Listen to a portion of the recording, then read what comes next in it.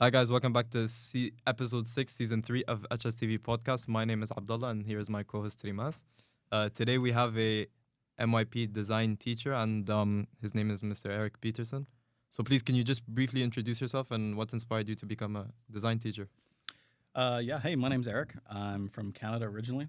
I grew up there, all over Canada, over the West Coast. I left when I'd finished my degree. I got into the industry. I worked as a professional photographer for quite some time and then thought this is no good. So my wife and I went overseas. She'd been overseas for a couple of years beforehand. We met, we got married, and then she kept talking about how great living overseas was. And it was great. And I didn't do it. And so we went. So it was hard. She'd been overseas. She knew the drill. She knew what it took. She knew that you had to sell all your stuff and you had to say goodbye to your friends and family and you had to get rid of your fish tanks, which I had never thought of. And you go. And then you show up in a country with a couple boxes in a suitcase. You're like, oh, this is interesting. And when I started, I wasn't actually a teacher. I was the marketing director for a school. And so I worked in marketing for a couple of years. And then a couple opportunities happened and I moved into teaching, which is better. I think it's way better. So you've enjoyed it so far? So far, yeah. Okay. This is your first year at ABA, right? Yeah.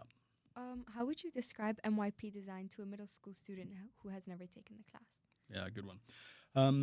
I think that MYP design can kind of be summed up as just problem solving. So all it is you got a human-centered problem and you have to fix it.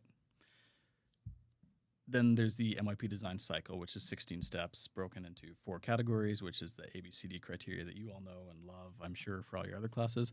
But so many other institutions have some kind of a design thinking protocol. There's Harvard Design School has their design protocol. Stanford has one. And then every other educational curriculum or movement has some kind of a thought process that goes through.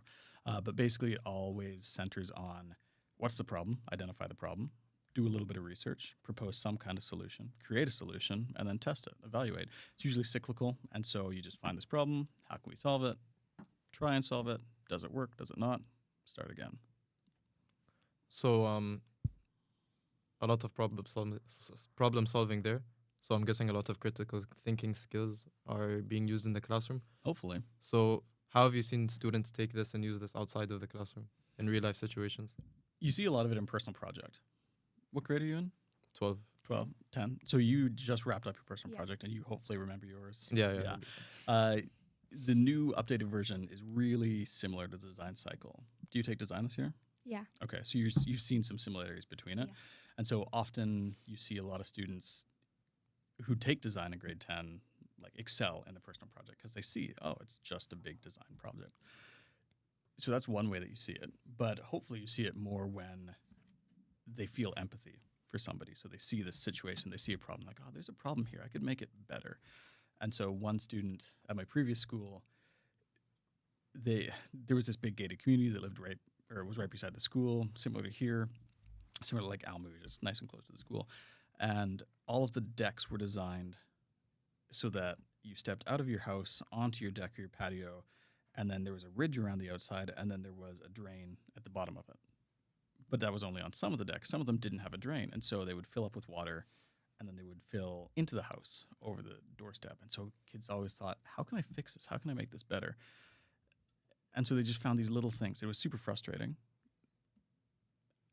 They had no way to realistically fix it, but they kept saying, how do you think we could fix this? So they just see these little problems everywhere and think, I could do this. I could make this better. I could design this better. I could make it better for people.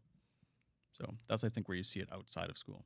Is that probably like the best example of applying their skills learned in class outside of school that you've seen? Hopefully, I don't see any of it. Hopefully, they just like go off and they do all these cool things, and maybe they come back and tell me, or maybe they just do these things. They don't even think about it. Because even though we spend months sometimes working through design cycles, you can do this in a second, right? Like there's these 16 strands that you work through and it takes forever, and it's not super fun with all the documentation, but it's teaching these thinking skills. And it's just a process. And so if you can get a student to instantly recognize there's a problem, oh, what have I done in the past to solve it? What do these people have to do? Maybe I could do this. I'm going to try it. So you can go through the entire design cycle in seconds inside your head. So hopefully I don't actually see it, right? It can be as simple. I always use the example of like choosing a new brand of milk. Maybe you got to choose a new brand of milk for whatever reason. It's not at the store. So what are we looking for? Are we looking for, there's all these protein milks or strawberry milks, or, well, this brand is organic, or this is a certain percentage of fat. Well, what is actually the problem? Is it that there's no milk, or is it we need new milk? What are these brand options? What do other people do to solve this? Have I tried this? Have you tried this? How can we choose the right milk? Which is silly. Or maybe it's buying a new pair of shoes. What's the actual problem with the pair of shoes? Was it that they're just too small? Maybe you don't like them. Maybe they don't match. Maybe they don't fit your need. So how would we go through buying a new pair of shoes? Do you read online reviews? You need to talk to other people. You try it. Does it work? Does it not work? Yeah, I've noticed in design, a lot of it has to do with finding problems about a product. And I know when I first joined design in grade 6, I thought a lot of it was about art. But what do you think? Like, what would you say to someone who thinks design is just about art? Can be. It totally can be. So that's the thing, is design as an MYP subject, you take it at your school, but the school might just set it up because of the teacher's abilities or because the resources available. Maybe. There's no set curriculum, so it's not like, oh, you have to learn this skill by the end of grade 7 like you do in math or INS or something. So if you're at a school where maybe it is an art-focused society or curriculum, yeah, it might mostly be focused on art. I've talked to people who their design is focused mostly on events, and you design events for the school. But hopefully you can take it wherever you want. So there's also different branches of design. Like if you look at graphic design, which most people see as art, well, there's a problem inherent. It's that we have to communicate something to somebody. And so how do we get people's attention? Well, it's through beautiful art. And so, yeah, there's definitely a visual component to it, because there's this functional side of design, but then there's also this aesthetic side of design. And so we always work on kind of balancing those two things. So if you do something that's super functional but it's not pretty, people aren't going to use it. It's not going to solve the problem. But if you do something that's super pretty but it's not functional, same thing. People aren't going to use it. So, yeah, there's definitely an artistic component to it, 100%. But how much of that will influence how easily the problem's solved and how many people will actually use it, I think. So I didn't end up taking design in grade 9 and 10. I did take it in middle school though, but like I don't remember half of it because we had COVID going on. Fun. So during grade 8, I remember that we did have a project, and basically we had to create an incentive which kept kids motivated in lessons. Well, like at the end of the day, it's like if you're at home, what's stopping you from going and doing anything else when you can be, you know what I mean? Like, why would you be sitting in your class? Mm-hmm. So what's something that's something I remember a lot. So what's something like one of the most memorable things you have done in one of your design classes with your kids? I really like to give students agency. So as much as possible, like here's a broad topic or a broad problem, but how can you solve it yourself? How can you solve it individually? And I think that's the thing that I like the most, is that I can have a class where one student might be making a robot and another student might be doing something in graphic design or arts, or they might be doing something that's they're working on wood, but it's all solving this personal project or personal problem that they found. And so I think that's the best thing. I don't want to single out individual projects. I've seen tons and tons over the years, and there's so many cool things that students can do, and things that I wouldn't ordinarily find a problem, but students find problems in them and then they solve them. That's the best part. So I mean, like when I took design in middle school, I loved like the independence and trust we got from teachers, like being able to work in a workshop with like so many tools, Mm-hmm. where like at home my parents wouldn't let me touch a knife, for example. So I think that I completely agree with you with like the sense of agency part, and I think it motivates the kids as well. So that's pretty Totally. yeah. I also get to see students in a capacity that other teachers might not. So speaking of cutting or tools or something, there's a lot of students that really get up for that. And so maybe we'll be having a meeting as teachers and talking about student success in some class, and like, I think the student's struggling. Like, I got no problem with them in design. Like, they're really motivated to do this. They learn. And so they see things in a different way in this class than they might in other areas. And so it gives a chance for all students to succeed in ways they might not in other classes. Now, with technology growing and adapting, definitely comparing to design this year and then design when I started in grade 6, technology has a big say. Like, for example, now we had a task where we had to use ChatGPT, and you would have thought, like, teachers don't really like it. But how do you feel like technology influences design now, since it's so different? Yeah, they're totally linked, hey? And so I don't think that there's any class except for design that like you should be using. Wait, that's wrong. You should be using AI in every class to some capacity. I believe it's definitely a part of the future, and it's definitely a way to simplify tasks. But I think what we're doing is we're using AI to do things that we don't need simplified. I saw a meme the other day. It was, AI is making this beautiful art and writing these things for me, but those are things I want to be doing. I want AI to get Yeah. my groceries and do the stuff I don't want to be doing. And so I think that's that inherent problem of AI is that it's not actually solving any problems for us unless we're using it appropriately. And so design is hopefully that class where students learn how to use it appropriately. And so yeah, I totally tell my students, like, there's out of these 16 strands in the design cycle, there's 3 or 4 that I want them to use AI almost exclusively for. And of course, they're citing it and they're paraphrasing it and they're using it as a stepping stone and a starting point for the research. But yeah, I love it. I think it's fantastic. We should absolutely use it. Do you think that AI kind of kills the creativity part of design to an extent? So I think that goes back to that previous thing. So if I'm saying use AI to draw a picture, I think that's the best part. I think you should be using AI to do the research. Like, what have other people done for this? And then it can find all these different answers right away. And then you can analyze those and then, get my ideas. And then you can do the drawing for it. I think maybe you want it to do the drawing for you. Yeah. I wouldn't. But. So, I mean, design is all about creativity. And It can be. it can Or it be, can yeah. also be like, because there's in these markets, there's always a place for every product. You just have to get it in front of the people that need to buy it. And so some products don't need creativity. They just need to fix the problem because people aren't looking for a super fancy version to fix it. They're just looking for, well, here's a problem, I need to fix it. That's why like ugly, boxy pickup trucks exist because you just got to carry some stuff from here to there. It doesn't have to look good. It doesn't have to, it has to be super functional. And so people are like, does it solve the problem? Is it affordable? Done. So is that like, is teaching kids how to market something a part of design in middle school and high school as well? Less so. There's definitely a component in the diploma program design course, which we don't have here, but there's a huge component of marketing in there where we look at how do we actually get this stuff in front of the people that want to buy this. But there's a tiny component of marketing in everything. Like, how can you make your stuff look better? Like, if stuff looks better, this goes back to that art conversation. If it looks better, we're inherently more attracted to it. So if there's a solution that looks better, like you see those boxy pickup trucks, you're like, I don't want one of those things. But you see a really beautiful pickup truck, like, I want that. I don't need a pickup truck, but I want it. The Cybertruck, I think they're ugly, by the way, but you see, I saw one the other day. The first time I've seen one on, I was driving the street. And I mean, people are buying them just because they're different, not because of the inherent capabilities or functionality of these things. They're seeing these things like, oh, that's different, that's unique, I want to buy that thing. So they buy it, but they don't need a truck.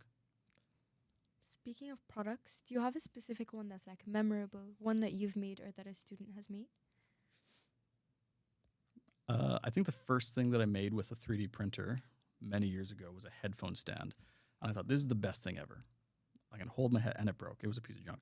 And then I realized I don't actually need a headphone stand. I just could 3D print. And so I printed stuff for the sake of it. And I think that taught me a really important lesson because I think a lot of people see 3D printers like these are the best things ever. But they're not. They're just a tool. And so if you learn to use tools for the appropriate use instead of just like, oh, let's use it because we can, form like 5 billion euros a year, like significant amount of money in this thing. And he was the offshore project manager for this thing. And he's like, what do you actually do at school? And so I tell him, he's like, that's all I do. So he managed this 5 billion euro platform. He's like, that's all I do. I just go through a decision-making flowchart. And so it's scalable. And I think also for students to be able to see that, well, yeah, I can use it for choosing a new pair of shoes or a new pair of or a new type of milk. But also I can manage like Bigger things. a gigantic, like, and everything in between. And so that's another thing that I think I want students to see is that, A, it doesn't have to take so long. Absolutely not. You don't have to do the documentation when you're doing it in real life. But also that it's not just some random made-up class that we do in school. Like, if you talk to any adult who has any job or any kid who has a job, like, they encounter problems every day. And it's the steps that they go through and how they do that that makes the difference. And so that's what it is. That's what it's all about. How do you keep students motivated when it comes to the write-up part? I don't know, man. You got any tips? It's so hard. It's so hard. Some students are good at it. Some students are really good at it. And others are really hard. I like to put word limits on things eventually. So for the higher grades, because a lot of students think if I just barf a ton of stuff out there on the page, the right stuff's going to be in there. And that takes a long time. That's really hard. So I really want them to put as little like volume into this as possible. So instead of maybe typing, do a voice note, do a video, do an infographic. Just it doesn't matter to me how you get the information to me, so long as you do. Maybe that might help motivate them a little bit so that they don't end up typing a huge amount. I wish I had that in middle school. Those are really good options. I think that's mostly up to the individual instructor and how they expect the Mhm. work to get delivered to them. Later on in DP, there's definitely a lot more strict guidelines about how their work is expected to be delivered. And so a lot of teachers will, unfortunately, kind of teach the test. So later on in DP, you've got a word limit, you've got this particular format. So this is what we're going to do earlier on in school. But we don't, so I can. So let's do it. I think also what you were talking about earlier about how you can use design in other aspects of your life. Like, for example, I feel like a big reason of why I chose design in high school is because of how much it helped me in middle school with other work. For example, the personal project, I wouldn't have been able to do it if it wasn't for like knowing and understanding design and the guidelines and the tasks. They're very similar. Awesome. I'm glad to feel that. Yeah. So yeah, just like branching off of what she said, I feel like it's really like it's interdependent because like communication is something like so important throughout your whole life. Mhm. So how have you seen that benefit kids outside of the classroom, outside of design? Yeah, you're right. It's super independent and it's all interdependent. It's also it's not for everybody, and I think that's important to see. Like some students, at a certain point, you've got to realize their subjects are just not for you, right? And it's sad to admit that. And I'm obviously biased. I think design's the best. I teach it. I love it. I live it. But some students just don't get to that realization at any point, and so it's really hard. There was one student many years ago at another school who, for it wasn't even a personal project. It was just like, I want to do this. And so they put a weather balloon into space. They went and they talked to a bunch of phone companies and they got sponsored with a bunch of phones and they got all the sponsorship from a bunch of different tech companies and they built this container and they put all these phones into it. And so they launched it and it went into space and they got picked up by a bunch of magazines and news channels and stuff. And it was for no reason other than I can do this. And so it was marketing because the student had to figure out a way to say, I need 4 free phones. I need a weather balloon. I need all this stuff. And it was science-based. Like, what am I going to gather? Like, what data am I going to collect? And then it was salesmanship. Like, what am I going to present to these people afterwards that I've done this? And then it was just, how do I actually physically do this thing? And so it was all these things. He just had a simple problem, which didn't actually benefit anybody. He just like, I just want to put a balloon up into space. And so he did it. It was fantastic. It was super cool. He was so happy and so proud. It had nothing to do with class. It had nothing to do with any other project. He just wanted to do it. And I think the ability to do that comes partially from this problem-solving cycle. You either just sit there and go, I wonder how I put a balloon into space and move on. Or you look like, well, how have other people done it? Like, how could I do this thing and made it happen? So you talked about being efficient before, like when coming into grade 9 and 10, there are more restrictions on what you can do and what's being taught. Mm-hmm. So for students in grade 8 who want to take design in grade 9 and 10, and students in grade 9 and 10 right now, what do you think is the best advice for them so that they can be as efficient as possible with their words? Look at the grading criteria. Look at the rubric. Look at what is actually expected and then deliver that. Don't spend your time on all kinds of superfluous information that doesn't actually support whatever it is that you're trying to say. So look for what's expected. And this goes for all classes, essentially. This is what's expected, so deliver that. And then, most importantly, justify it. Give it evidence. Give it data. Find some kind of a survey or an interview or study that proves what you say is true. And if you don't have it, do it yourself. And so then back it up. So not only, here's what I think is true, but here's why I know that it's true. Do you have any, so you said, where are you from? Canada, West Coast. Do you integrate any like cultural aspects of being Canadian into your work or how you teach in any way? I think it's just my personality, right? Mm-hmm. Like I'm pretty relaxed. I'm pretty chill. I think that's it, right? Yeah. Like there's certain elements that I could bring in of my background and culture and stuff, but I don't really want to do that so much. I want the students to come up with that stuff. So I'm just who I am. And hopefully that works for students. Yeah, I think it is as a design teacher that helps because like a big part of design is being creative, as you said, and like having your own ideas and your own thoughts. Speaking of ideas and like designs, is there a specific student that had like a really good idea recently, like in your time in ABA? I mean, every day students come up with new stuff, and I'm just blown away by how or why or where it came from. And that's one of the cool things about being a teacher, especially in this, where they come with like, could I do this? Yeah. Really? Yeah, you can do that. You just got to do it. I'm like, oh, wow, really? I can. And then they walk away like, how am I going to make this happen? So, no, I'm not going to single out any students, but every day there's students that come up to me and like, I'm going to do this instead. Like, cool. That's so cool. I never would have thought of that. When I was in middle school, we didn't have access to 3D printers. I think we had just one, but it was only like for grade 9 and 10 use or anyone else. But how has like 3D printing changed?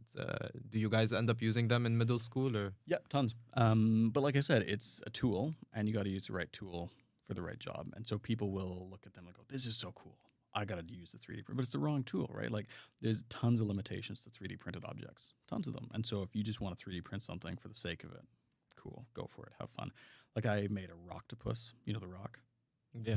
So it's him. It was the Rock, but it was an octopus body on the bottom of it, and it's just a fun little thing. It was great because you're like, oh, I can do this. I'm gonna 3D print this thing. I'm like, no, that's the wrong application for this. Yeah. So I think if you look at it as just a regular tool, and if you know when to use it and when not to use it, it's just another device. So it's added rapid prototyping if we want to use like design talk to our arsenal, because we can make things instantly that otherwise it would have taken you a really long time or a much more complex manufacturing process. And now we can do it really, really quickly, really, really affordably. And so that's the benefit, is just that the speed that it gives to us for making prototypes for things. Are students allowed to just walk in and do their own thing with a 3D printer? No, I won't. I won't print anything that they don't design. Okay. So after I printed the Rocktopus, kids are like, I want a Rocktopus for me, but it's going to turn into an Etsy shop, right? So if kids just start printing off whatever they find online, we quickly become just a thing, a gimmick, a toy. And so I'm happy to print anything that students design for themselves, but nothing that they downloaded and no weapons. That's my only limitations. Yeah. Would you ever market the students' idea? Would you ever take it as your own and make something out of it? No, they're much more creative than I. Nobody would think that I could create with that. No, but there's definitely lots of students that have come up and said, I think I could do this.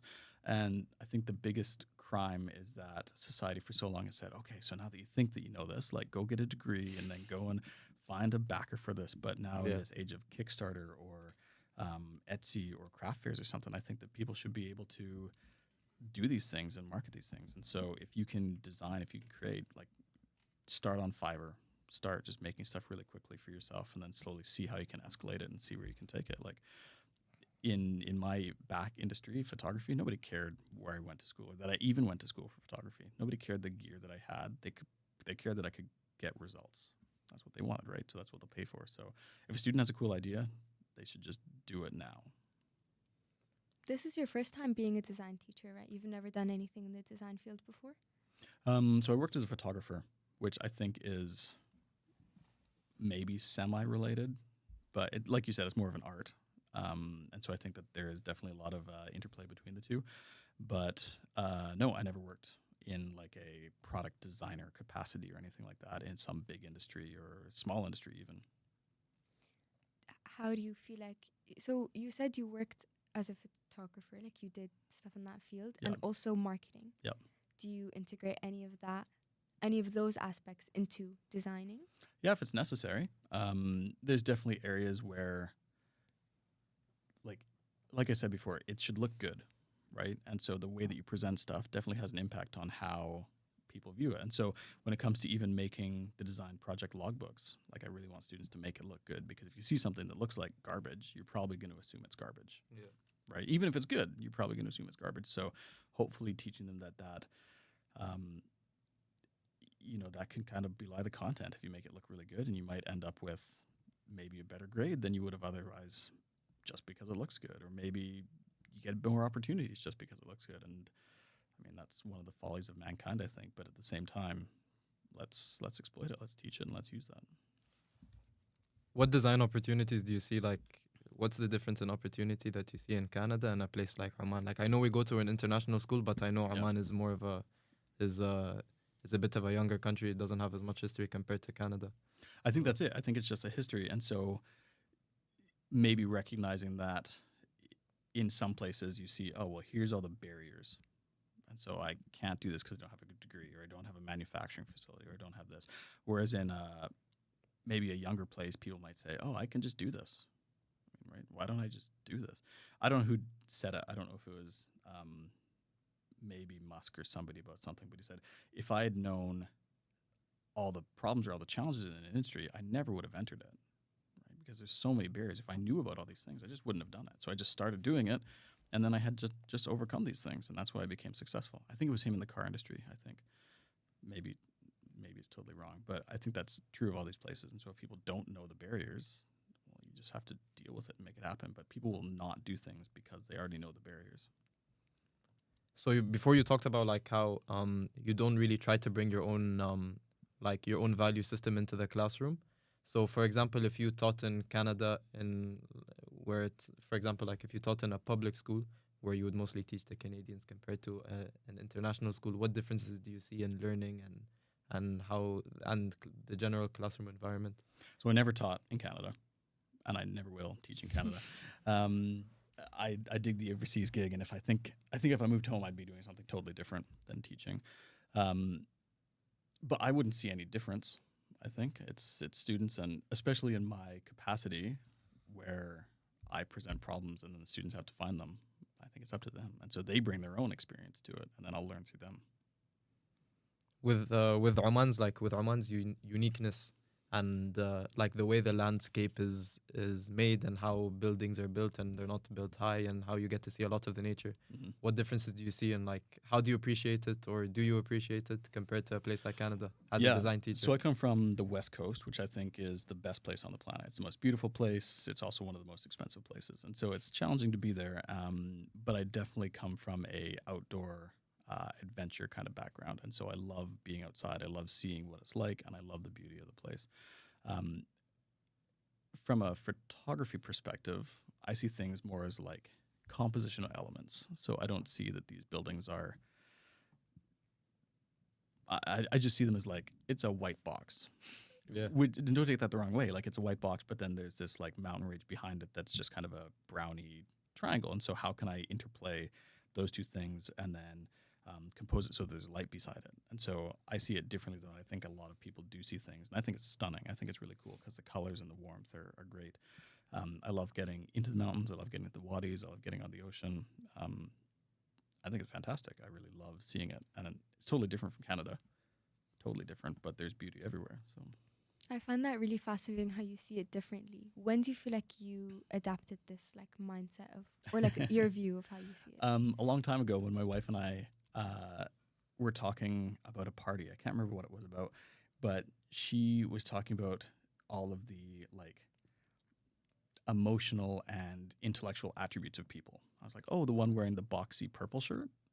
And so she didn't know, neither of us knew the people's names, but I knew them by like the shapes and then the colors, and she knew them by, so she was listening to their conversation and I was looking at what they were like as compositional elements. And I think that's when I was first, maybe I've done it before that, but that was when I first thought like, oh, this is different. I see things maybe a little bit differently, which is funny. And then ever since then, I've just looked at stuff differently. I've seen it differently. Or I believe that I do. Maybe everybody does, and I'm not actually that strange. So this is a bit of a personal question. So you talked about how your wife got you into the gig of moving abroad. So I'm going to uni next year. Yeah. And I'll be honest, I'm a bit nervous about it because like I don't really know anything other than Oman because I'm Omani. So what should I expect? Where are you going? I'm going to the UK, and it's weird because it's not as serious as I'm not gonna end up selling everything and just going. Yeah. Because like I have my family here and stuff. But it's a new experience, and I don't know what I should expect. Congratulations. Thank you. Awesome. University for me was very interesting. I have never failed so many courses in a short period of time ever.